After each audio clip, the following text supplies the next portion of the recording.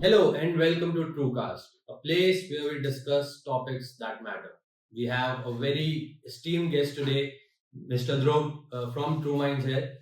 And yeah, Hello, hi, Dhruv. welcome Hello. Dhruv. Hello. How are you? Yeah, I'm fine. Good. How about you? How are things? I'm good. So Okay. yeah, quite chilly today, right? Yeah, it was pretty chill and it's pretty warm, cozy here inside this room. So I think a lot of flights got also got cancelled today. Is There it? was a in Delhi it was there was a dense fog, almost zero visibility. So around 100 flights also got delayed. I'm sure in days to come we can make some technology innovation in that area too. All right, let's kick off the podcast. So yeah, welcome, Dhruv. Why don't you introduce yourself to our viewers? Okay.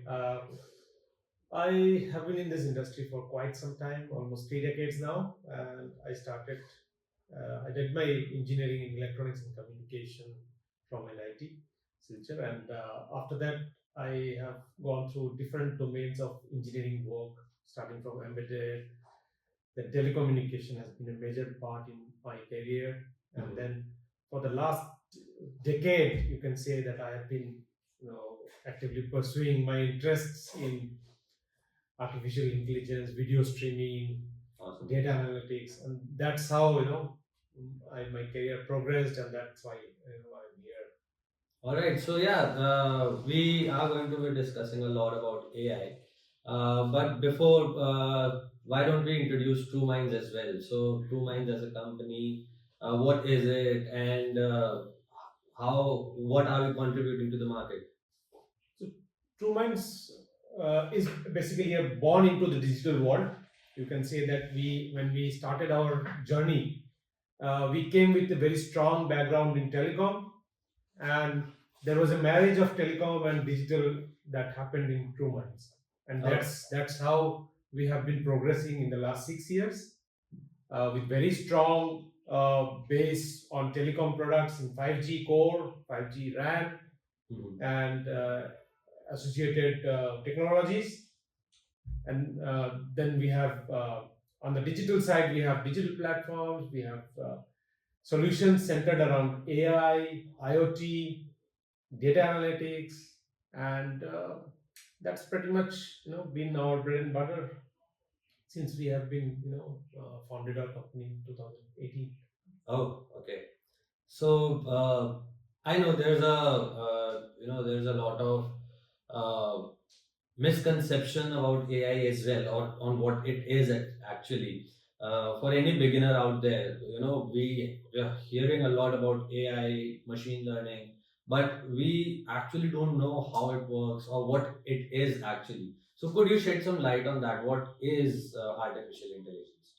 So when if you go back in the history of artificial intelligence, somewhere around 1950s, scientists in Harvard and Boston, they were basically thinking about coming out with something related to um, some predictions and forecasts, and that's how their thought process started. Okay. To place it in very simple terms, you need a program which can basically do something which is very much a common sense. A program that can run common sense in itself. So that's what, in a very simple term, simplistic term, oversimplistic term, that you can tell what AI is. Now, for us to define AI, let's say you are using your e-commerce application to buy something, and suddenly you see that there is a sales promotion going for this Republic Day, which is coming very soon, and there is a heavy discounts on some of the phones which are there. And then when you shortlisted the phone, you find that you remember that you read an article that the chip which is there on that phone is going for an upgrade, and it's coming out with a new generation of AI chip which will be there on that same phone. So what do you do? Like, yeah, I mean, you put off your decision for buying right now, even if there was a sale which was happening, right? Right. If you had a normal computer program, it would have been difficult, but it's a human brain that has decided that Right. because you have got an impetus, additional impetus in terms of that there is an upgrade of the CPU chip which is happening, which will not only give you faster compute, but it is also going to give you uh, more power saving. I mean, you'll have a longer battery life. So that has influenced your decision. Now, that type of decision which gets influenced, prior decision which gets influenced because of some current information, additional information that you are getting, that's where AI comes into picture. So there are layers of you know information which are there, which you process in your brain, after which you come to some conclusion. Right. So we want our computers to do that. Okay, so that's how does that clarify? No, yeah, a little bit. So it's a good place to start. But all right. So coming from a programmer's mindset, what I understand is that you can code some instructions in a program, and then your program basically follows those, and you are also coding in the decisions that it's going to take. Basically, you're giving it the parameters on which it should decide what needs to be the output, right? So I define a well set of instructions that, okay, if this happens, then your response should be this. If this happens, then your response should be this. But let's take an example of chat gpt. For the past, whenever I hear about AI, my mind straight away goes to chat gpt.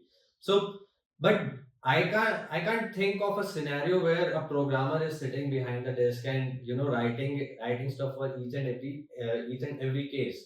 So of course it's not the case here that whatever input I'm giving it, there would be a corresponding case allotted to it in the program, and then the output is given. Of course, that's not the case here, because it infers the natural language so easily and gives you the output that it's quite magical.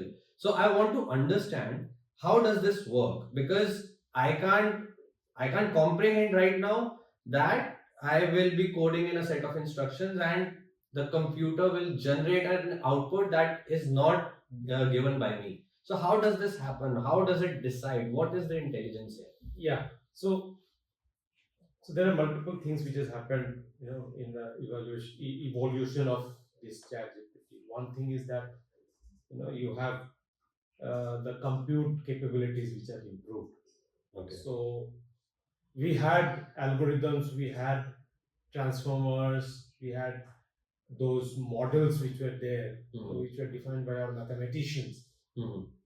But we had problems in computing and putting in them into compute because of the immense amount of power and time it would take to compute and come to a conclusion.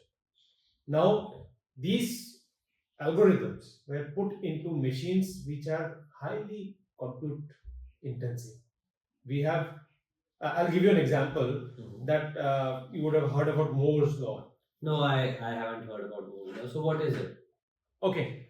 Moore had basically suggested that every 2 years, the number of transistors which is packed into the silicon is going to double, which means that compute capability is going to double every 2 years.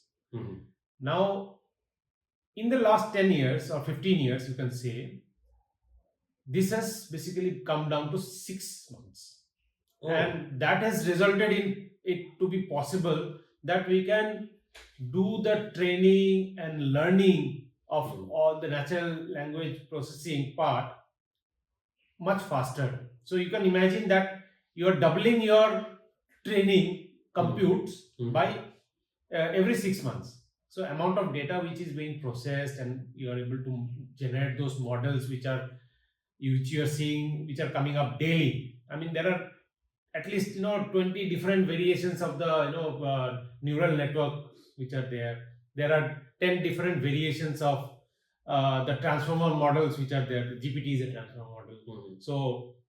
So that they are basically learning the way you are placing your syntax. So those syntax and the semantics which are there are basically placed in the context in which they are spoken. So these things are basically learnt by the computer to understand what you want to say or what you are speaking. So that is basically what it is all about. The chat gpt, when you are saying that, when you are asking some question to chat gpt and it is able to answer it in an amazing way, and very in a very I mean, it is giving you a very clear answer. uh, so it is primarily because of the amount of compute which has gone into training this type of models and coming out with those AI models which are there today.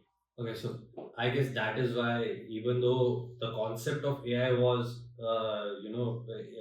came to inception so far back in history, yet we are only seeing its capabilities in the Yes, past three, yes, 4 years. 3 4 years, and it is getting democratized. I mean, the whole purpose of any invention or any breakthrough in science is to democratize it, so that the benefit reaches to each and every person in this world, right? Right. So you must be hearing that we need to democratize the AI part. So same thing is happening. Like our developers or researchers in the world are trying to come out with some solutions which could be given to the users, to given for the users and people to use in a cost effective way. Okay. And that's why you are seeing the evolution of uh, smaller models. When we were saying about the inference models which were running, or the training which was being done, they were being done on the high compute machines which are on the cloud or on the servers, with immense amount of compute capabilities. So uh, we are bringing down the scale now. So you will be able to, at some point of time, you will be able to do all those things on your mobile, probably depending on what you want to do. So that's how things are evolving over a period of time. Okay. In the past, like I said, in the past 3, 4 years, ever since Chat GPT came to the market, we have seen an influx of a lot of AI products. It seems just like a domino effect, that only the first domino had to fall, and consequently, everybody is now talking about AI. Everybody wants to work on AI. Everybody wants to, bring their product to the market with AI somewhere incorporated into it. But the same thing was a few years back. It was all about Web3, which I could hear over the internet. Do you think that AI is just another buzzword right now, or is it here to stay? So there is a euphoria cycle which happens. We are riding that euphoria cycle. But at some point of time, we will see that what are the practical use cases of AI. We are having challenges with data privacy. We are having challenges with bias. Over a period of time, you will see that the models are getting biased in their decisions, Right. and that will not be acceptable to human beings. So we would not like to do that. I can give you some example. I can draw some example. Is basically this cloning and human cloning. We discovered or invented the human cloning maybe around 20 years back, right? Not sure. But we have capped it basically, Yeah. because that's an ethical decision. So similarly in AI also, there will be a lot of ethical decisions which will come into place, where we will decide that which are the things we are going to do with AI, which are the things we are not going to do with AI. Right. When you say you are going to implement AI, there are a lot of low hanging fruits which are there to be captured by the AI market. Right. With automation, with the low cutter jobs which are there, so it needs less of human thinking. They are the ones who are the easy targets. But Right. there are social implications of that also. Does it mean that people who are less skilled, less educated, are not going to be getting any income? Or what is going to happen to that? So there are social impacts of that which are going to come. So there will be probably legislations which will happen to see what type of things will be implemented and what will not be implemented. But yes, for a business, we are into the business. We are going to see how we can optimize our costs. Which are the places where we can speed up the delivery, speed up the development cycle, or speed up the meeting the customer expectations in a faster turnaround time. Wherever we can implement it through AI, we are going to come out with solutions for that. I'll give you an example of that we have done for our customer is basically the background verification. Oh. So there is a case for one of our customer, prominent background verification company in the world. It's a bit sensitive in terms of that they have to do verification for medical professionals, lawyers. Mhm. These are very sensitive professions, Right. and when any person is hired, or basically their background verification needs to be done in this profession. And it is generally done through by checking the credentials of those people, looking for any misconducts or negligence throughout their career. And these type of things generally are put out in public. Okay. Through government bodies or through some forums and organizations which are there for monitoring these type of events, misconducts and all those things. Which means there are hundreds to thousands of documents which have to be scraped through by individuals who are doing this verification. They know the sites, they know the places where to search for, so they go and do that. Now this whole thing is a very cumbersome effort. If one case comes for verification, it takes probably weeks time to go through all those things. And Okay. we have come up with a solution where we can extract the text from different type of sources, different formats of files, images, scanned copies of documents, and then do a NER type of thing to mask the privacy related What is NER? Named entity recognition. Okay. So we will basically mask the privacy related information like telephone numbers, email IDs, or social security numbers, and all those type of things. To before we extract those data. So once we extract that data, we do further filtering, and then we use GPT Turbo type of algorithm to summarize what we have found in terms of whether there was any type of misconduct which were quoted for this particular person.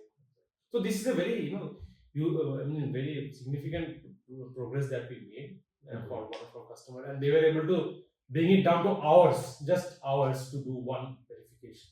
Oh, from multiple weeks to hours. Yes. So right. So that's how we are seeing the difference. Hmm.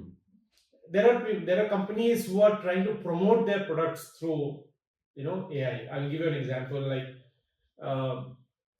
they want to increase their sale. A Japanese chemical adhesive company wants to increase their sales to public utilities. So these adhesives are used for the fixing potholes. Like they mix it with the bitumen and then they put it on the potholes. So they came out with something very smart. Like they asked us to develop an application where we can identify the type of potholes which are there. Okay. So which means we have to do some classification using computer vision. Take those snaps, put it onto a CNN type of network, and do the classification that whether it's a big pothole or based on the depth or the width of those potholes, you can classify them. Okay. And that adhesive company is giving a recommendation of how much of adhesive you are going to use with how much of bitumen, and for that particular pothole is going to be coming out through that application.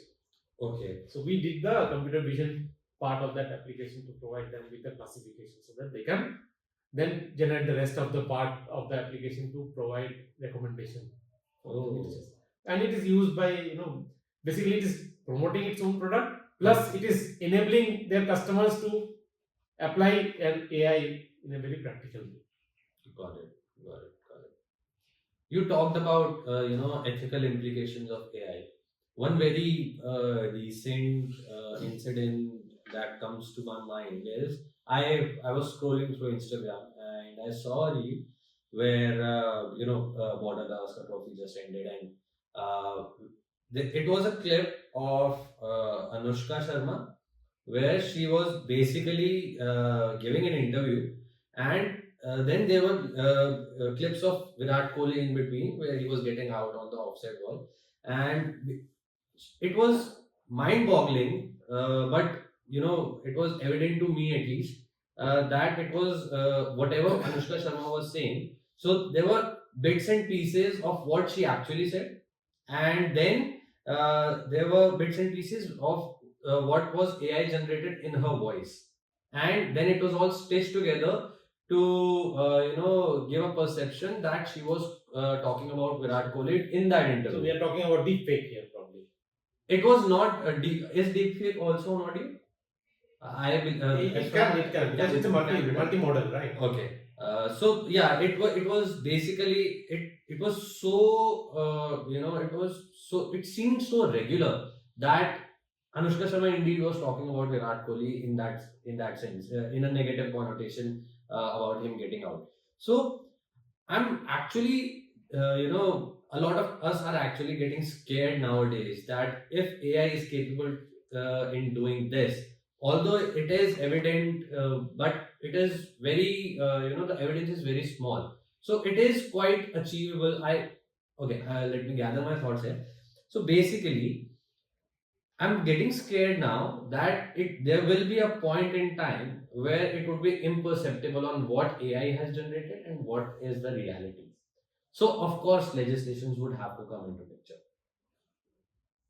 I'm also afraid that it might be too late before the laws kick in, before the governments of the world, create the laws regarding monitoring the AI part.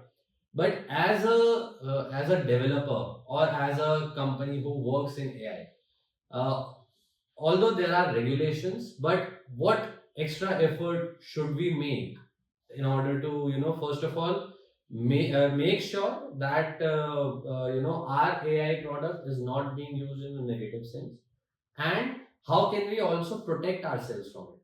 What can be done to identify, okay, this is AI generated? What are the key aspects that we can look into, or how can we protect ourselves from such things happening to us? So we are also working on those areas. So we have basically transfer learning is one of the ways you can protect from allowing your own data to be part of the models which are available in public. Mm-hmm. So transfer learning is a typical example where you don't share your privacy data to the public cloud for models. Other than that, well, whatever applications are being developed around AI, those are the places which are the gating that needs to be done. The applications which are being developed need to be done with a very proper thought into how it is going to be used. Okay, which means consent management has to be there. There has to be the proper consent which is taken. Anybody who is trying to do anything with the powerful tools that have been provided through those applications. So that is a very important thing that we have to ensure, which means whoever is doing it is fully aware of the implications of doing that and can be liable to legal proceedings because of that. Okay. So are there any guidelines already in place, at least in Truminds, when we work on yes. So we have standard steps that we have to follow to any application we do. We have those consent management for user flows which are there that has to be followed to understand that we are doing it. Those type of things are of course there. Now, if you want to say that is there any automated tool to detect these type of things? Yes, work is going on. Fraud detection. Yes. So we are using AI to detect fraud.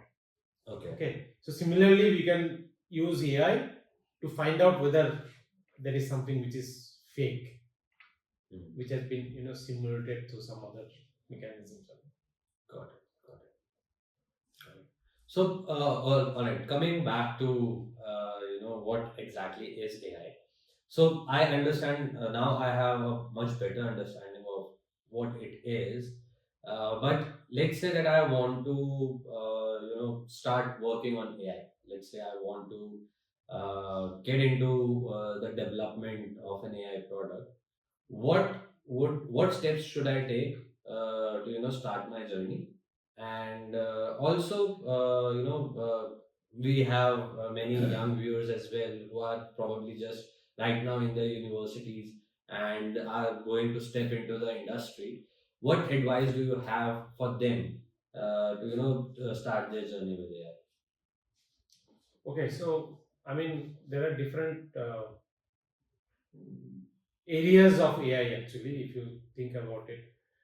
Um in Truminds also, we classify people in that way only, so that Okay. we can put the right skills and right knowledge at the right place. Mhm. So if you talk about AI, there is a core part of it which is the AI engine. Mhm. So there are data scientists who work on uh, fine tuning those models, creating those model definition. Okay. We don't, of course, develop models, Mhm. but we use the existing models to fine tune them to create our own definitions. Okay. Okay, so sometimes we train them to for our purposes. So those are the things which are done by the data scientists. This needs Okay. deeper understanding of all the networks, how the neural networks work, how the transformers work, how the decoders work, or Okay. how the RAG works. What is RAG? Auto generators. What is RAG? Another model basically through Okay. which you can do generative AI. So, okay, we're talking a lot about models, but what are these? What is a model? These are all basically uh, these models are basically a reflection of the neurons of brain. Okay. Okay. In our brain, we have neurons Mhm. which are activated through some impulses, Right. based on which we take decision, or our thought process gets channelized according to that. Correct. We have tried, in our scientists have tried to basically map those neurons into some nodes in a matrix. Okay. Which will be basically which will give an output based on the weights which are there and the activations which are being provided to that. So there is a function. Weights are basically your decision makers, maybe. What is a weight here? So basically, how much of how much of information influence one particular output is having on the next stage. Okay. So I guess a percentage. Yes. So in a class of weights, maybe what percentage does this particular weight Have belong to? impact on the next stage of Impact. decision making. So Okay. if you have each layers of decisions which are there based on which you arrive at a decision, your arriving at a decision is not a single step. It is a layered, structured way of information getting processed through your brain. Only then you come to some conclusion. Got it. So similarly, this model also does that, and that's how the model is being defined. Okay, so model is. So then when you put a model, when you give that information to that model, there are some information which is of use, which are of not any use in that processing. So we can basically remove those. Okay. Those nodes can be removed from the calculation part, so we can have a optimized model. So we don't want to when we see in our brain also, we don't want to clutter our brain with unused data, right? So we want to channelize only on what we need. Got it. Try to concentrate on it, right? So similar thing is here also. Like we want to prune the model, we want to optimize it, and then we can use some basically way of displacing that information, so that from a bigger model we can go into a smaller model, and that can be eventually used for our processing in a much easier way with less energy consumption. Okay, so in AI, that's a major challenge also, that we have to be very conscious about the energy consumption which is happening. So all our silicon vendors who are there, all the silicon manufacturers who are there, who are working on AI chips, or their whole design process, at the end of it, boils down to the fact that how much energy it is consuming, how much efficiency with which it is able to do those inferences or do the training, how much of energy it is being consumed, and how much time it is required. So all these things factored in while making a design for a particular chip, AI chip is happening. Okay, so Am I right to say that model is the core of any AI product? Yes. So coming back to that thing, that's one part of it. Mhm. Then there is the next part is basically we need a business analyst who needs to understand the customer's perspective of where the AI can be used. So it's a very important thing. Business analyst could be a person who understands the business use case, a, a, a subject matter expert in that particular domain, who could be from a factory, automotive factories or automotive or for retail. So they understand the end user's perspective, and they define the flow where AI may be involved. So they will define those use cases, and that is presented to the application engineers. Got it. And the application engineers are developing those applications and using the APIs which are provided by the AI engine. So that's how the AI applications done. So if an AI developer now doesn't necessarily mean that he has to be a data scientist. So he or she needs to know what basically is the use case and how the software has to run when a particular use case has to be implemented with AI. Okay. And the last part of it is the ML ops. So which is called the or AI ops. It's a loosely coined term. A lot of things happen with respect to deployment of these models on the cloud or on the edge.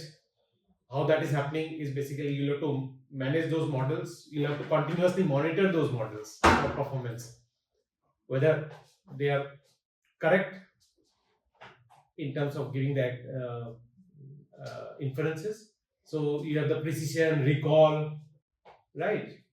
So those type of numbers, matrices are there which will be evaluated for each of the inferences which are happening, and based on that they will take a decision whether they want to uh, use this model or they want to put in more fine tuning or they want to basically more optimize that model.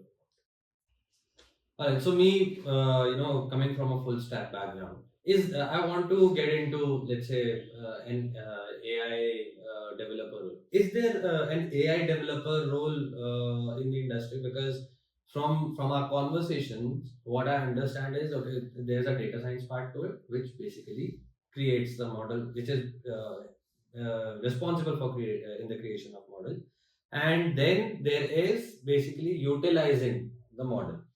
So, for me, to understand, to get into AI, the easiest way I can think of is utilizing a model like GPT, right? So, is there any AI developer role in the industry which maybe I can get into, or which any one of us can pursue? Yeah. I mean, it's an evolution of a person. I mean, I did not know about AI 10 years back, right? I also came into this industry just as a, I mean, if you tell 10 years back, I was also a novice in terms of AI.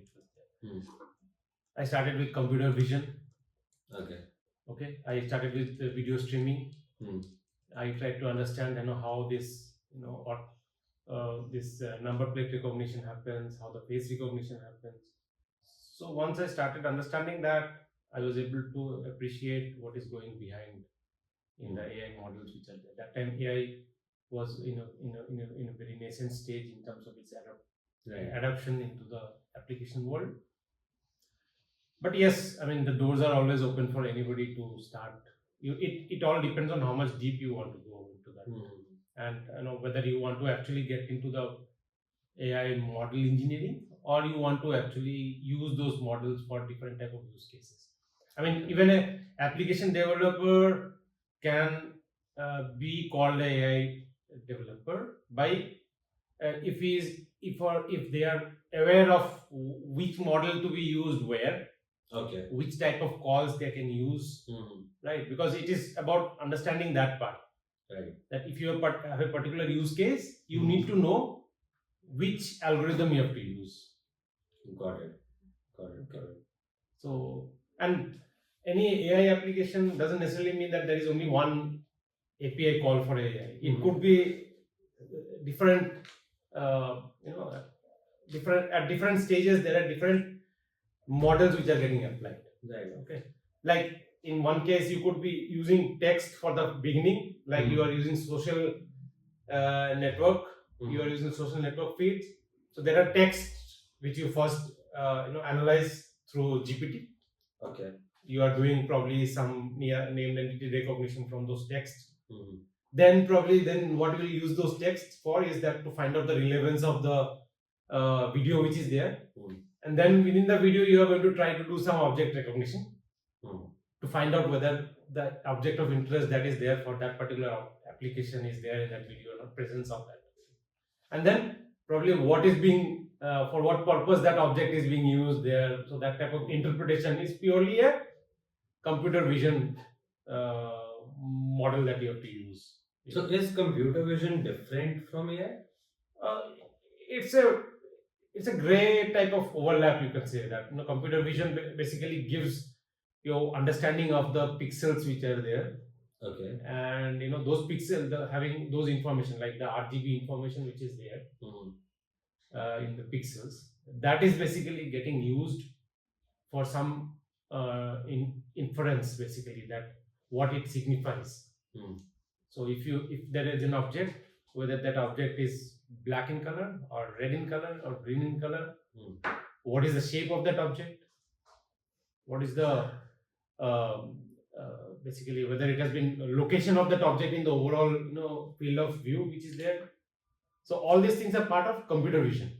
Now how you are using it for some inference, let's say whether you want to basically try to find out what is the writing in that particular object which is there. So you will basically do some extraction of that text which is there. Okay. And then do an OCR, right? Okay.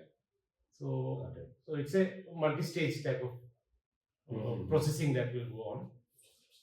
Right. And it will involve the basic computer vision information, and then those AI models will come into picture. So in the even during Indian Mobile Congress where Truminds went, I also saw everything, everywhere AI. Any stall that I went to, it was basically about AI. So I believe that AI, of course, is very useful and in various industries as well. So could you, shed some light on how AI is becoming useful in different sectors of society? If you talk about the impact we have been making in terms of AI for our customers in different sectors, we have we have made solutions for our customers in healthcare. We have made solutions for our customers in smart manufacturing. Okay. Right. In factory automation. All right. Then surveillance of community, parking management system, access management system. So these are all use cases of AI. That these are, of course, probably there were solutions which are getting evolved in the last 10 years, and we have mastered that now.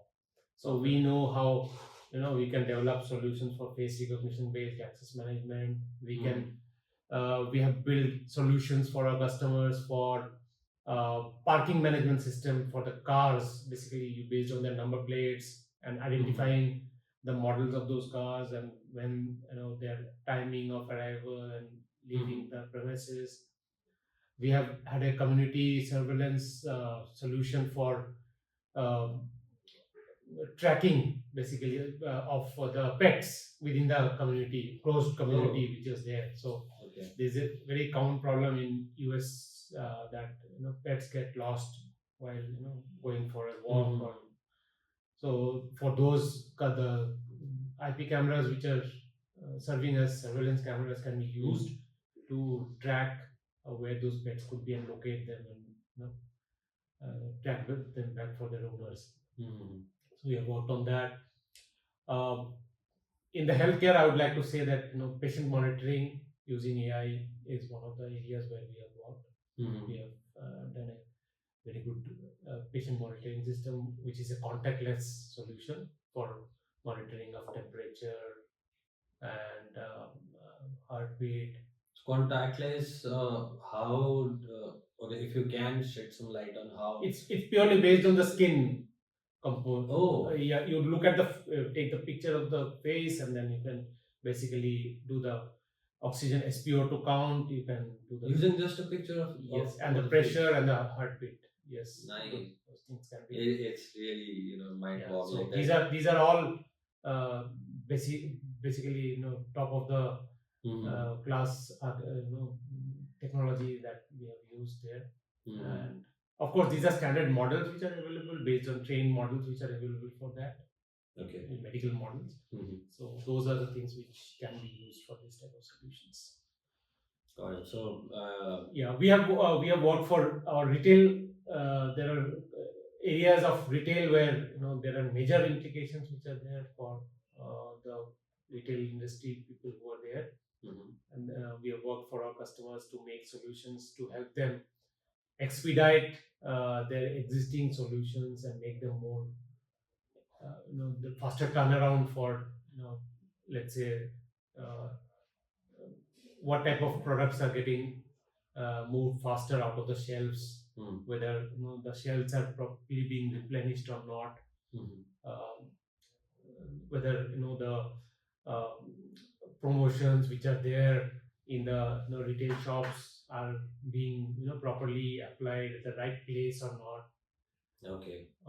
Then when their SKUs or their promotions have to be placed, or their products have to be placed, are they getting placed in the right place or not? So we have a AI come augmented reality type of blend which is there in this type of solutions. That AI with VR. Yeah. Yeah, sorry.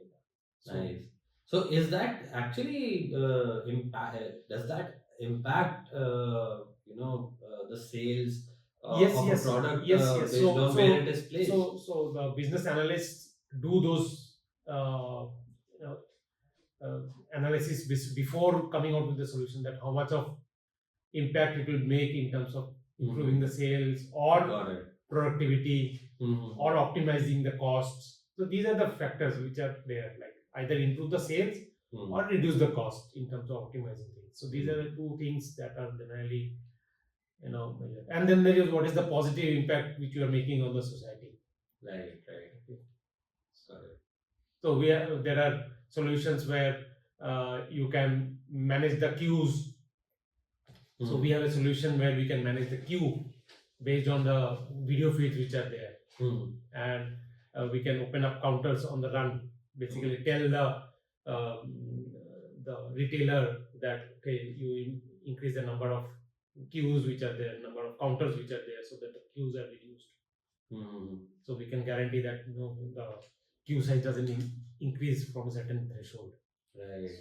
I actually attended quite a few concerts, and I'm going for two in the coming weeks. So I think this queue management, crowd management, yeah, crowd we management, are able queue to do a crowd management, management. Yes, should be quite useful. yes. Book my show, Zomato. Look out. Truminds. All right. So coming back to programming, I see a lot of programmers, using GPT or Copilot for their daily programming. How do you think that is affecting the output of a developer? Do you think that it's all positive, or is it negative that they are not writing the code on their own? Because I've heard conflicting ideas and why do you need to write a code when you already can have those to improve your productivity? Right. I mean, we have to go by the need of the day. Okay. So if it is proven that the quality of code which is getting generated by this generative AI algorithm is good enough to serve your purpose, you can have that framework ready, and then you can put your creativity, ingenuity to optimize that code further. But there is nothing above human ingenuity and creativity. Of course. So we can only the AI can only augment that in terms of giving you something ready made, and then you apply your brains to go further and develop it further. So I would, my advice to young coders would be that only, that But and in the days to come there will be a hybrid type of model which will be there. So you'll have yeah, I base think models of code which will be available, and you have to understand that code, what it does, where you have to make changes. So and it depends on what you are coding. So if you are coding to develop a algorithm, then you have to hand code something probably, right? But don't you think even for normal use cases, uh, I started my journey in the industry around 6 years back now. So that time, of course, there was no GPT, there was no Copilot. So there have been instances, mistakes that I made that actually helped me out right now. I understand. Okay, if I do this, I made this mistake a long time ago. I won't make it now. But if that is not happening, that same experience is not is not being experienced by a younger developer or a fresher, for instance. Don't you think it hampers their logical reasoning and the ability to write code? Don't you think that would actually hamper their progress, their growth in the long run? See, I can say what I only thing that I can say is that we will have to devise some way to use this technology in a way which helps the student or the coder to enhance their thinking. Got it. Okay, even if something is being offered in the plate as a ready-made, off the shelf code for a particular algorithm or a particular implementation, we can write the whole application through a tool, right? Right. But whether there is something which needs to be done to specifically improve that code, whether there is some flaw in the workflow which it is supposed to reflect. So that is an understanding which the developer has to have, and to do that, the coder has to understand that logic. Of course, that's Right. exactly what I'm trying to say. Yeah. Because So if you don't understand what is the output of such unless models, you don't understand that, Yeah. you will not be able to verify, and it has to go from your desk, right? That okay, I am right. delivering this code now. If you have taken some code which is off the shelf, and fine, it is, but whether it is meeting the expectations of that workflow which is there in that use case, Right. is something which is the responsibility of the developer or the tester who is there. So they will basically then use this code to be tested and then fine tuned for that workflow which is there. Got it. Got it. Right. So looking forward, what do you think AI has in its future? So how would it affect our lives, the world going forward? What do you think is the future of AI? We will, we as solution providers, we will work in the area of augmented reality. We'll be working in the area of responsible AI. Okay, and we will be working in the area of edge AIs, like AIs which will be on the device. So we would like to give more capabilities to the individuals through our solution, Got it. or which will run on devices, handheld devices, or wearables. Okay, so we'll have wearables which can make smart decisions about you. It can monitor your health, or it can monitor your ambient conditions to tell about what needs to be done. It will help the human being to basically ease their life quality and improve their quality of life in different ways. So that is from an individual point of view. From a from an industry point of view, we are seeing that we will be working with uh, in the telecom world. Oh, okay, like 6G is on the desk right now. People are writing the specs. Uh, it's all about AI. It's all about how AI can be used at every stages of this AI application to basically help optimize the uh, not only the resources of the telecom network, but also help the subscribers with information that can basically be used for their daily needs. Got it. From how their uh, you know, their buying patterns, and then where they are going, what they need to do. So all these things will be basically can be possible through the devices that they are going to carry, and 6G is going to help in that. Great, great. I think a very, I don't know if it's AI or not, but going back to telecom, Airtel introduced a feature called spam, which basically tells you if the incoming call is a potential spam or not. So I think that could also be, I'm not sure again. Yes, yes. That could also be I mean, they are some of them are very they're very rudimentary type of things. But yes, you can use lot of AI algorithms to detect spam and fraud. So, spam detectors were there 10 years back also in terms of detecting spams of But mails, right? Yeah, but they didn't even make it to. No, you didn't see that because how does the mails go into the spam folder? Right. They have an engine which besides that your mail server has those engines running. Got it. They decide based on the text which is there whether it is a spam or not. So those things are getting evolving slowly. You will see those things happening with your calls, and probably on the go when you're talking to somebody, you will probably get an indication in the background that probably the way the conversation is going, probably the person on the other side is trying to fraud you. Okay. Right. So that type of things could be there. I mean, the possibilities are endless.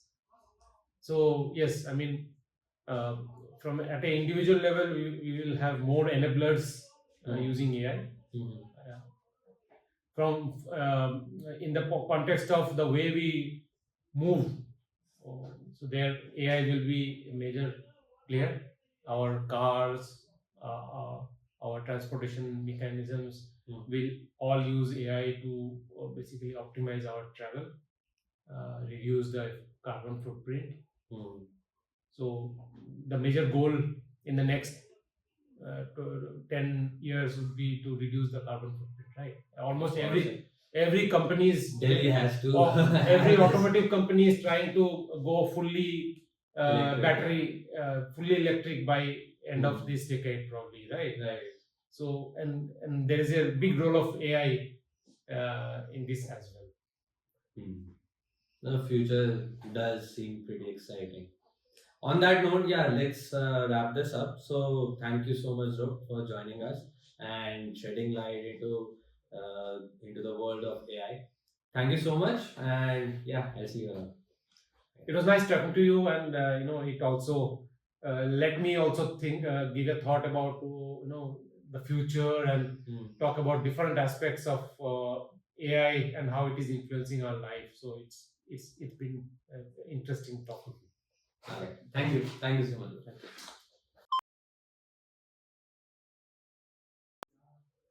we are we are going full throttle with our pursuit of helping our customers develop AI-based solutions, be it in digital area or be it in telecom area.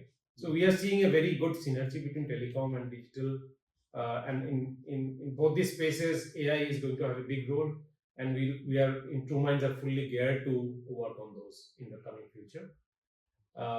There are n number of possibilities of use cases which have to be covered. In the background, we are working on all of them to make it ready so that we are uh, able to quickly turn around those use cases into actual applications which our customers can use. So yeah, that is basically driving our Trumind, at Trumind, the AI initiatives that we are doing. Awesome.